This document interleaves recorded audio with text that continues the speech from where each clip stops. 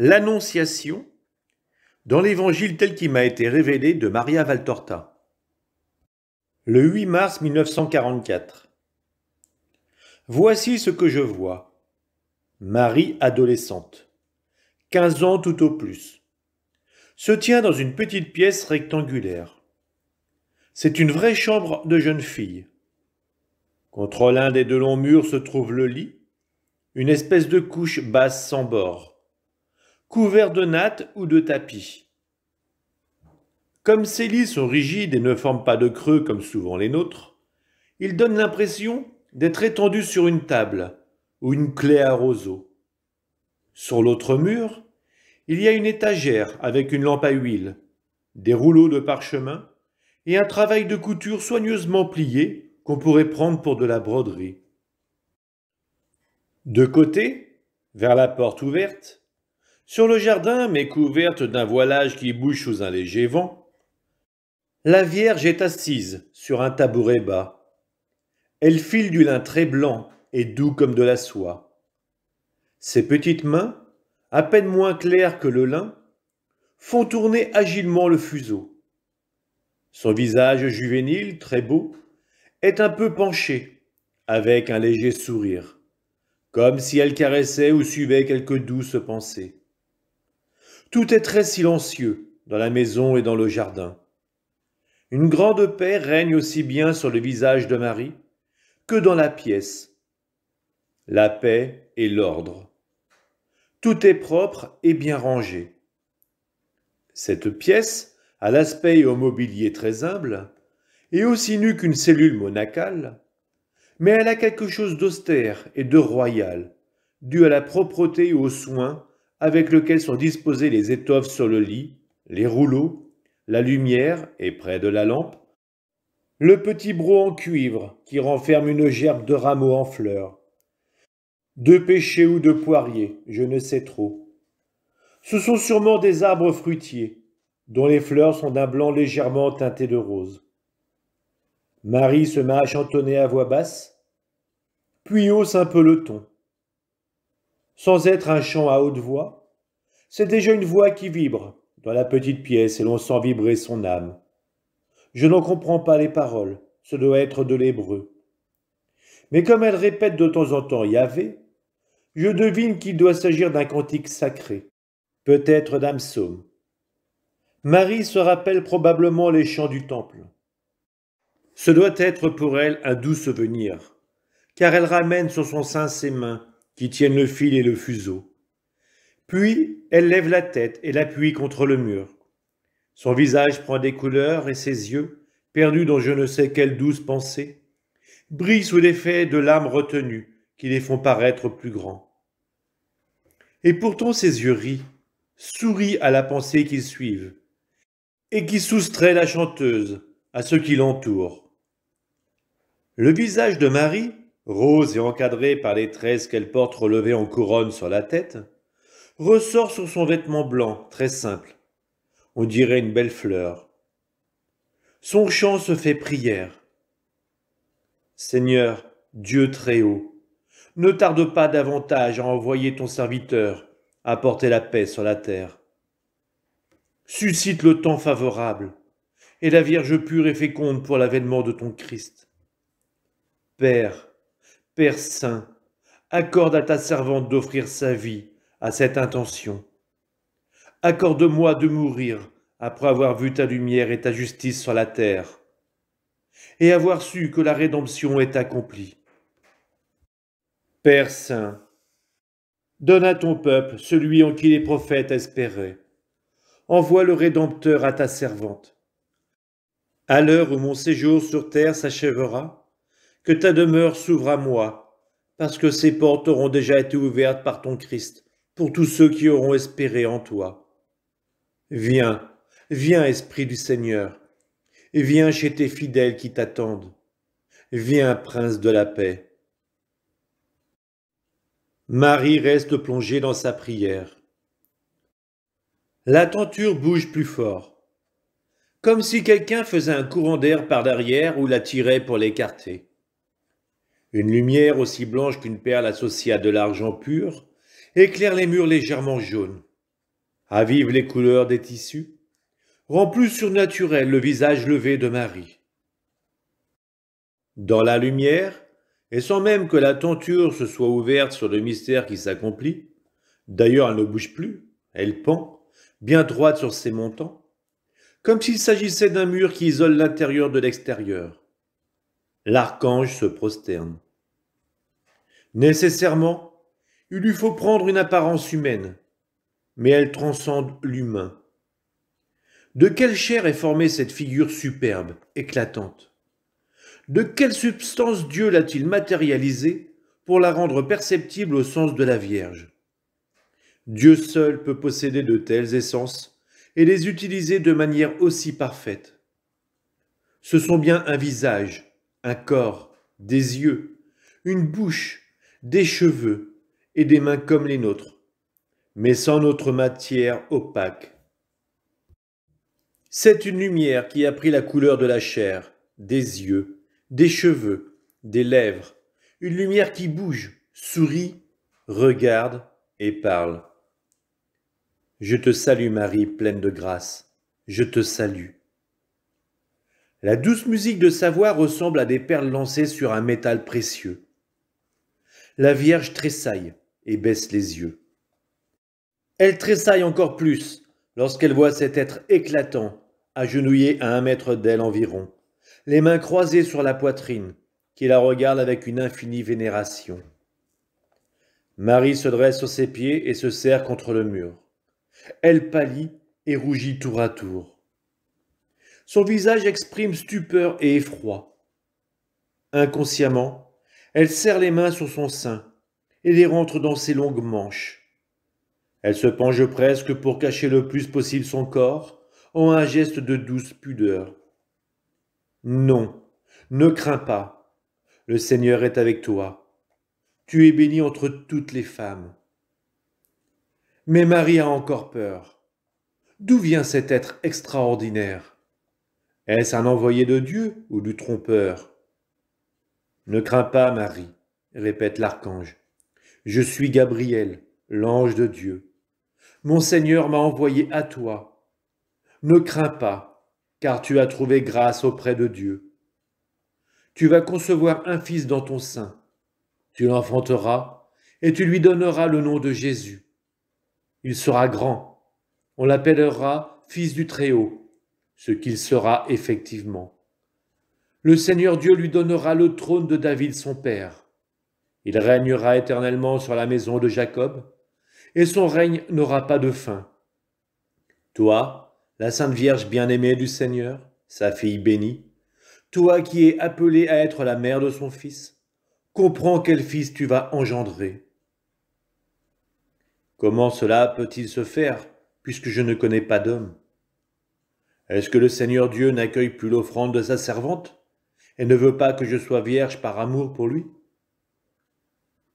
Ce n'est pas par l'action d'un homme que tu seras mère, Marie.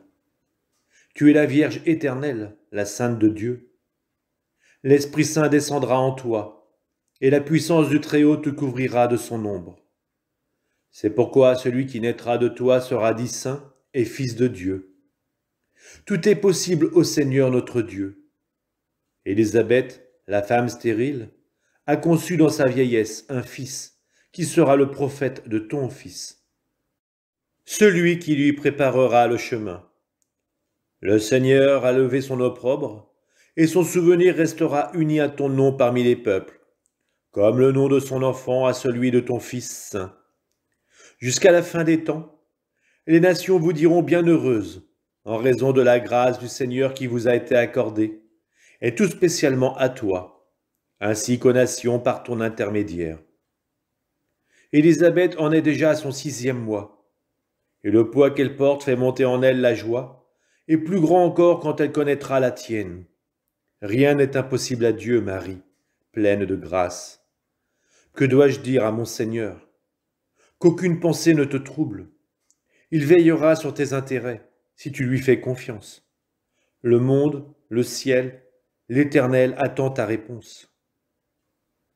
À son tour, Marie croise les mains sur sa poitrine, s'incline profondément et dit Voici la servante du Seigneur, qu'il me soit fait selon ta parole. L'ange étincelle de joie. Il adore, parce qu'il voit sûrement l'Esprit de Dieu s'abaisser sur la Vierge, prosterné pour donner son accord. Puis il disparaît sans faire bouger la tenture, qu'il laisse bien tirer sur ce saint mystère. La désobéissance d'Ève et l'obéissance de Marie. Le 5 mars 1944, Jésus dit : « Ne lit-on pas dans la Genèse que Dieu donna à l'homme la domination sur tout ce qui existe sur terre ? Autrement dit, sur tout sauf sur Dieu et ses ministres angéliques ? N'y lit-on pas qu'il a créé la femme pour servir de compagne à l'homme, pour partager sa joie et sa domination sur tous les êtres vivants ? N'y lit-on pas qu'ils avaient le droit de manger de tout, à l'exception du fruit de l'arbre de la connaissance du bien et du mal ? Pourquoi donc ? Qu'est-ce que sous-entendent ces mots ? Afin qu'ils dominent, ou l'arbre de la connaissance du bien et du mal ? Vous l'êtes-vous jamais demandé, vous qui demandez tant de choses inutiles, mais ne savez demander à votre âme les vérités célestes ? Si votre âme était vivante, elle vous le dirait, elle qui, quand elle est en état de grâce, est comme une fleur dans les mains de votre ange gardien, comme une fleur sous le baiser du soleil, baignée de rosée par l'Esprit Saint qui la réchauffe et l'illumine. La rose est la part de céleste lumière. Combien de vérités votre âme ne vous révélerait-elle pas si vous saviez converser avec elle ? Si vous l'aimiez comme celle qui vous donne la ressemblance de Dieu, qui est esprit comme votre âme est esprit ? Quel grand ami vous auriez si vous aimiez votre âme au lieu de la détester au point de la tuer ?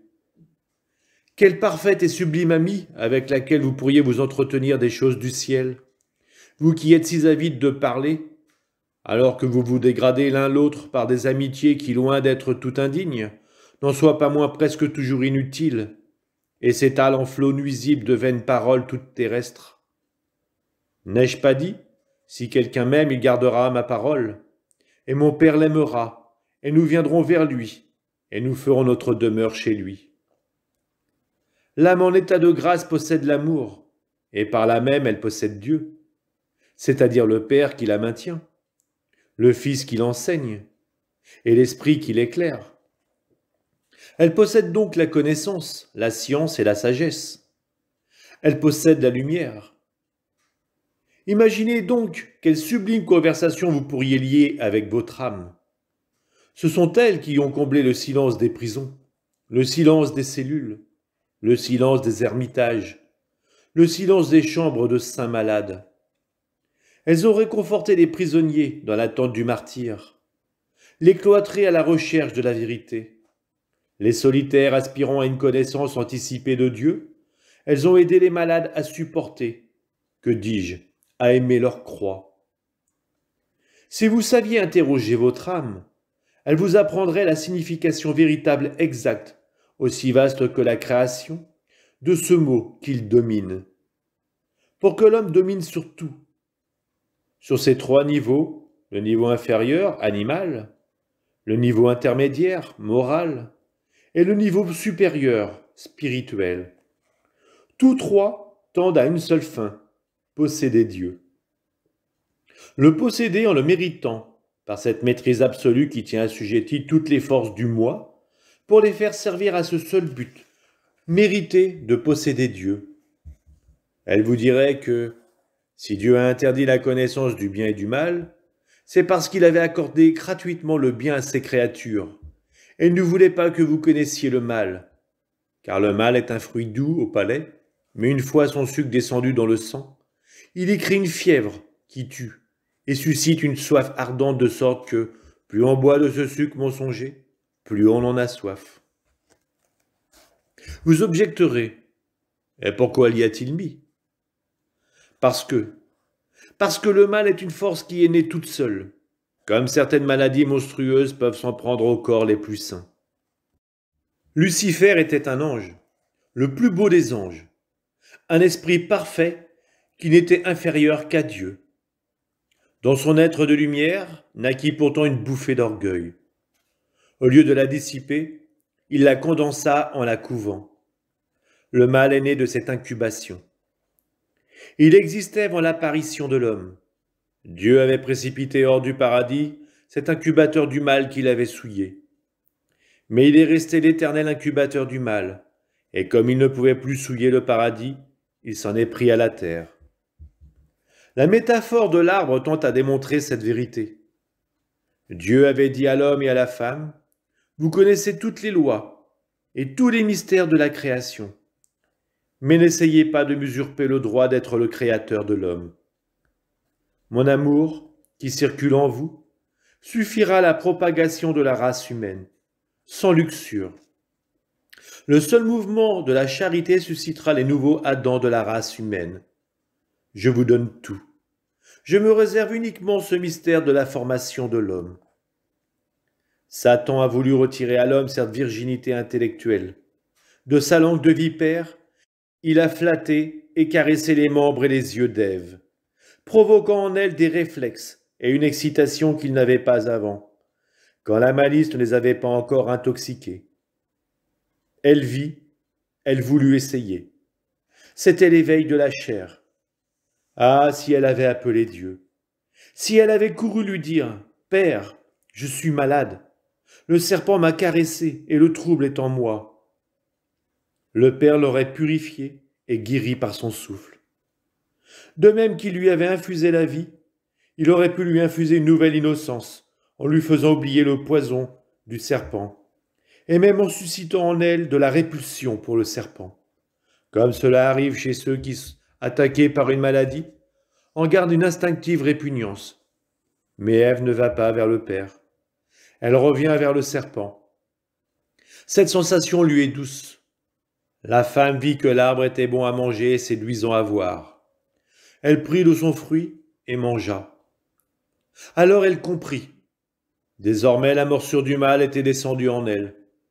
Elle vit avec des yeux neufs et entendit avec des oreilles nouvelles les mœurs et les voix des brutes.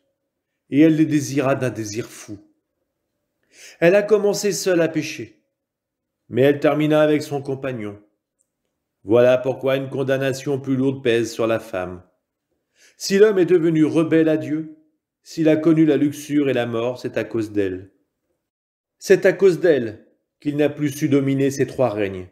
Celui de l'esprit, puisqu'il a permis que l'esprit désobéisse à Dieu. Celui de la conduite morale, parce qu'il a permis que les passions le dominent.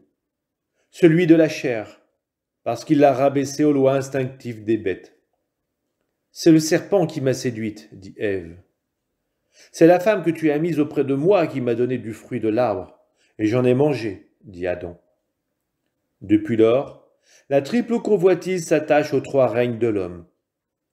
Seule la grâce peut desserrer l'étreinte de ce monstre impitoyable. Si elle est vivante, très vivante, si la volonté d'un enfant de Dieu fidèle la maintient toujours plus vivante, elle parvient à étrangler le monstre et n'avoir plus rien à craindre.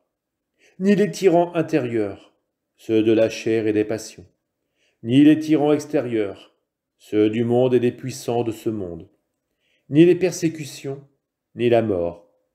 Et comme dit l'apôtre Paul, « Mais je n'attache aucun prix à ma propre vie, pourvu que je mène à bonne fin ma course et le ministère que j'ai reçu du Seigneur Jésus, rendre témoignage à l'évangile de la grâce de Dieu. » Lorsque j'eus compris la mission à laquelle Dieu m'appelait, je fus comblé de joie. De joie, mon cœur s'ouvrit comme un lys fermé, et il en sortit le sang qui servit de terreau aux germes du Seigneur. Joie d'être mère. Je m'étais consacré à Dieu dès mon plus jeune âge, car la lumière du Très-Haut m'avait éclairé sur la cause du mal du monde, et j'avais voulu, pour autant que c'était en mon pouvoir, effacer en moi l'empreinte de Satan. J'ignorais que j'étais sans tache. Je ne pouvais l'imaginer. Cette seule pensée aurait été de la présomption, de l'orgueil, car étant né de parents humains, il ne m'était pas permis de penser que c'était moi l'élu, appelé à être l'Immaculé. L'Esprit de Dieu m'avait instruite sur la douleur du Père devant la corruption d'Ève, qui, alors qu'elle était une créature de grâce, avait voulu s'abaisser au niveau d'une créature inférieure. J'avais le désir d'adoucir cette douleur, en élevant ma chair à une pureté angélique, par la volonté de me garder inviolé de toute pensée, de tout désir et de tout contact humain. Mon cœur ne battrait que pour mon Dieu. Mon être tout entier ne serait qu'à lui. Mais si je ne connaissais pas la fièvre brûlante de la chair, il y avait encore le sacrifice de ne pas être mère. Exempte de tout ce qui maintenant l'abîme, la maternité avait aussi été accordée à Ève par le Père créateur. Sans la pesanteur de la volupté, comme cette maternité était douce et pure. J'en ai fait l'expérience. De quoi Ève ne s'est-elle pas appauvrie en renonçant à cette richesse? Plus que de l'immortalité. Que cela ne vous paraisse pas exagéré. Mon Jésus et moi, sa mère, avec lui, nous avons connu la langueur de la mort. Pour ma part, le doux affaiblissement d'une personne fatiguée qui s'endort, et lui l'atroce anéantissement du condamné. La mort est donc survenue pour nous aussi. Mais la maternité sans violation d'aucune sorte. Je suis seul à l'avoir connue, moi la nouvelle Ève, afin de pouvoir dire au monde quelle est la douceur du sort de la femme appelée à être mère sans souffrance aucune.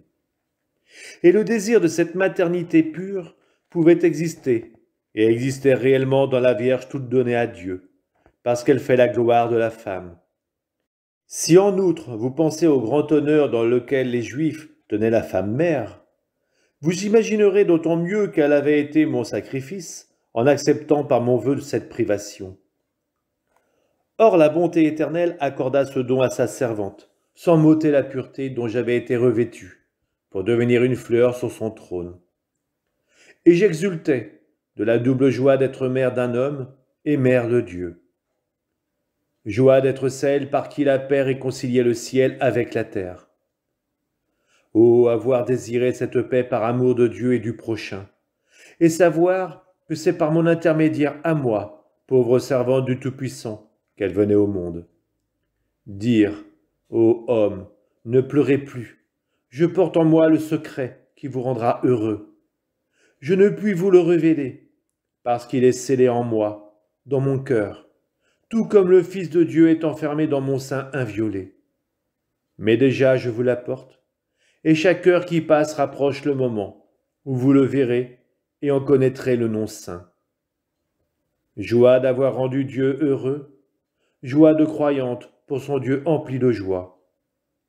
Avoir ôté du cœur de Dieu l'amertume de la désobéissance d'Ève, de son orgueil, de son incrédulité.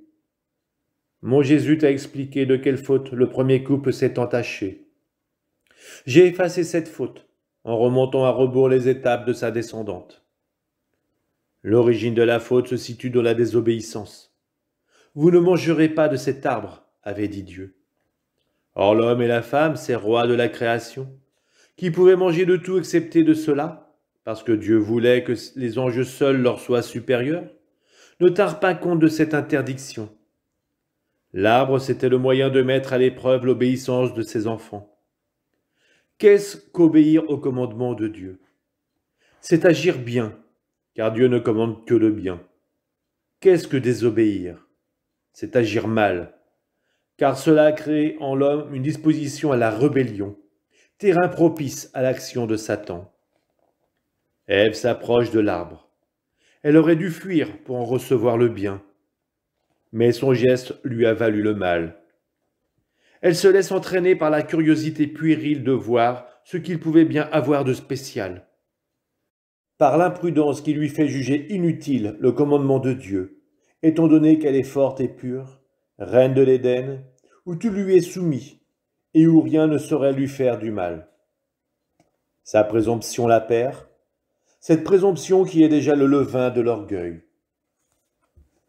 C'est le séducteur qu'elle trouve auprès de l'arbre. Face à son inexpérience, à sa pure et si belle inexpérience, à la faiblesse de son inexpérience, il entonne la chanson du mensonge. Penses-tu qu'il y ait quoi que ce soit de mal? Mais non. Dieu te l'a dit parce qu'il veut vous garder esclaves de son pouvoir. Vous vous prenez pour des rois. Vous êtes moins libre qu'une bête sauvage. Elle au moins a le droit d'aimer d'un amour véritable, pas vous. Elle a le droit d'être créatrice comme Dieu. Elle engendre des enfants et voit grandir à souhait sa famille. Pas vous. Cette joie vous est refusée. À quoi bon vous avoir fait homme et femme si c'est pour vivre de cette manière? Soyez des dieux. Ne connaissez-vous pas la joie d'être deux en une seule chair, qui en crée une troisième et ainsi de suite? Ne croyez pas aux promesses de Dieu de jouir de votre postérité en voyant vos enfants créer de nouvelles familles, après avoir quitté père et mère pour elles. Il vous a donné un semblant de vie. La vraie vie, c'est d'en connaître les lois. Alors vous serez comme des dieux, et vous pourrez dire à Dieu, nous sommes tes égaux. Et la séduction a continué, parce que Ève n'a pas eu la volonté de la repousser, mais plutôt de la suivre, et d'expérimenter ce qui n'appartenait pas à l'homme de connaître. C'est ainsi que l'arbre interdit est devenu réellement mortel pour la race humaine, car ses branches portent le fruit de la mère connaissance, qui vient de Satan. La femme devient femelle, et le levain de la connaissance satanique dans le cœur, elle va corrompre Adam. Leur chair ainsi avilie, leur sens moral corrompu, l'esprit dégradé. Ils connurent alors la douleur et la mort de l'âme, privée de la grâce, et de la chair privée de l'immortalité. La blessure d'Ève engendra la souffrance, qui ne sera pas apaisée avant la mort du dernier couple sur terre. Moi, j'ai parcouru en sens contraire le chemin de ces deux pécheurs. J'ai obéi. En toutes circonstances, j'ai obéi. Dieu m'avait demandé d'être vierge. J'ai obéi. Après avoir aimé la virginité qui me rendait aussi pure que la première femme avant de connaître Satan, Dieu m'a demandé d'être épouse. J'ai obéi, relevant ainsi le mariage au degré de pureté qu'il avait dans la pensée de Dieu lorsqu'il a créé nos premiers parents. Alors que j'étais convaincu que je serais destiné à la solitude dans le mariage et au mépris des autres, à cause de ma sainte stérilité, voici que Dieu m'a demandé de devenir mère. J'ai obéi. J'ai cru que ce serait possible et que cette parole venait bien de Dieu, parce qu'en l'écoutant j'étais inondé de paix. Je n'ai pas pensé, je l'ai mérité. Je ne me suis pas dit, désormais le monde va m'admirer, car je suis semblable à Dieu en créant la chair de Dieu. Non, je me suis anéanti dans l'humilité. La joie a jailli de mon cœur comme la tige d'une rose en fleurs. Mais elle s'est aussitôt parée d'épines aiguës, et la douleur m'a étreinte, comme ces branches autour desquelles s'enroulent les liserons. La douleur due à la souffrance de mon époux, c'est le spasme au sein de ma joie. La douleur due à la souffrance de mon fils, ce sont les épines de ma joie. Ève a recherché la jouissance, le triomphe, la liberté. Moi, j'ai accepté la douleur, l'anéantissement, l'esclavage. J'ai renoncé à ma vie tranquille, à l'estime de mon époux, à ma propre liberté. Je n'ai rien gardé pour moi. Je suis devenue la servante de Dieu dans mon corps, ma conduite et mon âme. Je me suis fié à lui non seulement pour la conception virginale, mais aussi pour la défense de mon honneur, pour la consolation de mon époux, pour le moyen de l'amener lui aussi à sublimer notre mariage, pour que nous devenions ceux qui rendent à l'homme et à la femme leur dignité perdue. J'ai embrassé la volonté du Seigneur sur moi, sur mon époux, sur mon enfant. J'ai dit oui pour tous les trois, avec la certitude que Dieu n'allait pas mentir à sa promesse de me secourir dans ma douleur d'épouse, qui se voit jugée coupable, et de mère qui se rend compte qu'elle enfante son fils pour le livrer à la souffrance. Oui, ai-je dit. Oui, et cela suffit. Ce oui a effacé le nom d'Ève au commandement de Dieu. Oui, Seigneur, comme tu veux. Je connaîtrai ce que tu veux. Je vivrai comme tu le veux. Je connaîtrai la joie si tu le veux. Je souffrirai de ce que tu veux. Oui, toujours oui, mon Seigneur, depuis cet instant où ton rayon m'a rendu mère jusqu'au moment où tu m'as appelé à toi. Oui, toujours oui. Toutes les voies de la chair, toutes les inclinations de mes sens sont remises sous le poids de ce oui perpétuel. Plus haut se trouve mon âme, placée comme sur un piédestal de diamants. Il lui manque des ailes pour voler vers toi, mais elle maîtrise tout mon être, dompté et asservi pour te servir dans la joie comme dans la douleur. Mais souris, mon Dieu, et sois heureux. La faute est vaincue, effacée, annihilée. Elle gît sous mon talon, elle est lavée par mes larmes, détruite par mon obéissance. De mon sein naîtra l'arbre nouveau. Il portera le fruit qui connaîtra le mal, intégralement, pour l'avoir souffert en lui-même, et il produira le bien intégralement. Les hommes pourront venir à lui, et je serai heureuse qu'ils le cueillent, même sans penser qu'il naît de moi, pourvu que l'homme soit sauvé et Dieu aimé, qu'il soit fait de sa servante ce que l'on fait de la terre où un arbre se dresse, un tremplin pour s'élever. Maria, il faut toujours savoir être un tremplin pour que les autres s'élèvent vers Dieu. Peu importe s'ils nous piétinent, pourvu qu'ils réussissent à marcher vers la croix. C'est le nouvel arbre qui porte le fruit de la connaissance du bien et du mal. Il dit en effet aux hommes ce qui est mal et ce qui est bien, pour qu'ils sachent choisir et vivre. Il sait en même temps devenir une liqueur capable de guérir les personnes empoisonnées par le mal auquel elles ont voulu goûter. Qu'importe si les pieds des hommes foulent notre cœur, pourvu que le nombre des rachetés croisse et que le sang de mon Jésus n'ait pas été versé sans produire de fruits. C'est là le sort des servantes de Dieu. Mais ensuite, nous méritons de recevoir dans notre sein la sainte hostie et de dire au pied de la croix baignée de son sang et de nos larmes. Père, voici l'hostie immaculée que nous t'offrons pour le salut du monde.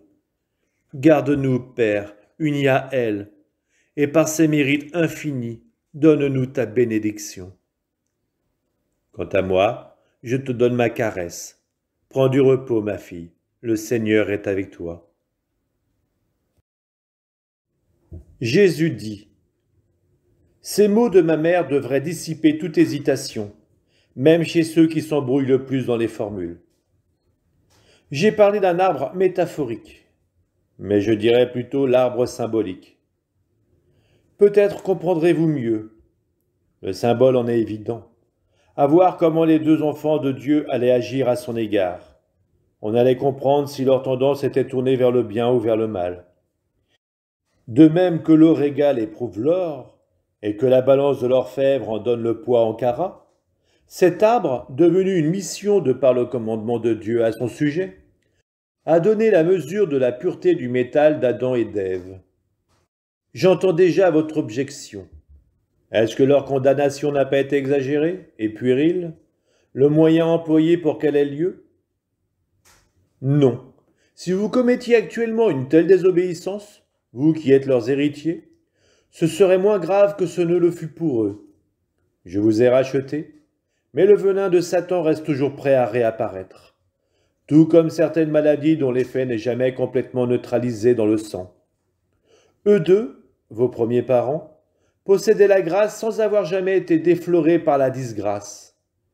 Ils étaient par conséquent plus forts, plus soutenus par la grâce, cette source en eux d'innocence et d'amour. Puisque le don de Dieu était infini, leur chute, malgré ce don, était bien plus grave. Tout aussi symbolique est le fruit offert et mangé. C'était le fruit d'une expérience qu'ils ont voulu faire à l'instigation de Satan, contrairement au commandement de Dieu. Je n'avais pas interdit l'amour aux hommes. Je voulais simplement qu'ils soient sans malice. De même que moi, je les aimais d'un pur amour, ils devaient s'aimer pareillement, d'une sainte affection qu'aucune luxure ne viendrait souiller. Il ne faut pas oublier que la grâce est lumière, et que celui qui la possède sait discerner ce qu'il est utile et bon de connaître. La femme pleine de grâce a tout connu parce que la sagesse, qui est grâce, l'instruisait. Et elle sut se conduire saintement. Ève connaissait donc ce qu'il lui était bon de connaître. Rien de plus, parce qu'il est inutile de connaître ce qui n'est pas bon. Elle n'a pas cru dans les paroles de Dieu et ne fut pas fidèle à sa promesse d'obéissance. Elle a cru Satan, elle a rompu sa promesse, elle a voulu savoir ce qui n'était pas bon et l'a aimé sans remords. Elle a corrompu et avili l'amour si saint que je lui avais offert. Ange déchu, elle s'est roulée dans la fange et l'ordure, alors qu'elle pouvait courir, toute heureuse, au milieu des fleurs du paradis terrestre, et voir sa descendance fleurir autour d'elle, comme un arbre se couvre de fleurs sans traîner son feuillage dans le bourbier. Ne soyez pas comme ces enfants insensés dont je parle dans l'Évangile. Ils ont entendu chanter et se sont bouchés les oreilles. Ils ont entendu de la musique et n'ont pas dansé. Ils ont entendu pleurer et ont voulu rire. Ne soyez pas mesquins ni négateurs. Acceptez la lumière. Acceptez-la sans malice ni réticence, sans ironie ni incrédulité. Mais cela suffit sur ce sujet. Pour vous faire comprendre à quel point vous devez être reconnaissant à celui qui est mort pour vous afin de vous élever au ciel et de vaincre la concupiscence satanique, j'ai voulu vous parler, en ce temps de préparation à Pâques, de ce qui a été le premier anneau de la chaîne par laquelle le Verbe du Père fut traîné à la mort, l'agneau divin à l'abattoir. J'ai voulu vous en parler parce que actuellement, les 9/10 d'entre vous êtes semblables à Ève, intoxiqués par le souffle et la parole de Lucifer. Vous vivez non pas pour vous aimer, mais pour vous rassasier de luxure, non pas pour le ciel, mais pour la débauche. Vous n'êtes plus des créatures douées d'une âme et de raison, mais des chiens sans âme et sans raison. Vous avez tué votre âme et dépravé votre raison. En vérité, je vous dis que les bêtes sauvages vous dépassent par l'honnêteté de leurs amours.